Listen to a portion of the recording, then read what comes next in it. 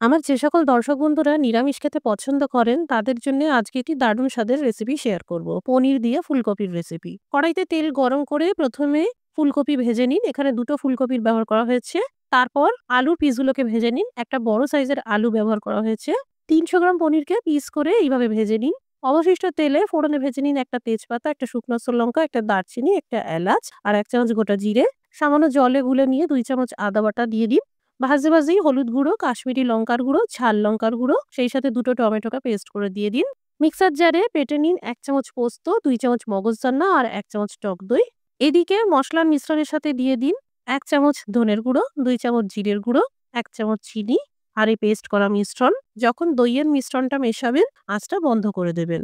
এবার দিয়ে দিন ভাজা আলু আর ফুলকপি, ১.৫ গ্লাস গরম জল আর স্বাদ মতন লবণ। পনিরের পিসগুলোকেও আস্তে আস্তে দিয়ে মিশিয়ে নিন।